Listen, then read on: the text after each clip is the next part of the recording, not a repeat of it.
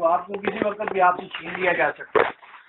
تو یہ جو قرآن کے نور سے ہم نے 4 مراحل میں، پہلے نور اپنے دل میں اتارنا ہے، پھر اپنے گھر میں اتارنا ہے، پھر اپنی مسجد ماحول میں اتارنا ہے، پھر اس کو عالمین میں لے جانا ہے۔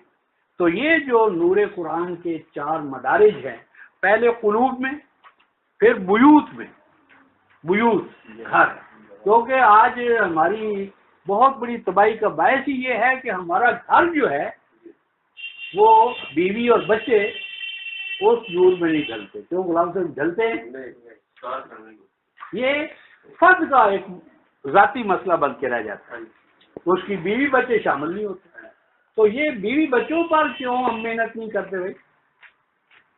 سب سے پہلا مان لیے اب بچہ ہماری بات نہیں مانتا، سوال یہ کہ بچوں کو آپ نے بات بنوائی تھی؟ جب بچے نے نطق شروع کیا تھا تو کہاں سے شروع کیا تھا؟ ڈیڈ اور مین سے۔ تو جب ہم نے بچے پر وہ محنت ہی نہیں کی تو شکایت کس چیز کی؟ تو شکایت تو تب ہونا کہ آپ نے اس کو سمجھایا، بتایا، اپنے ساتھ لگایا، وہ نہیں لگا۔ تو جب اس میں شعور کی ابتدائی آنکھ اور دوسری وقت وہ آپ کے ساتھ ہوتا تو آج یہ نقشہ تو نہ ہوتا۔ تو وضو تو پانی ہے بیٹے باہر یا نہیں؟ پانی۔ تو ہم کتنے افراد ہوں گے؟ آپ کتنے دوست ہیں؟ 12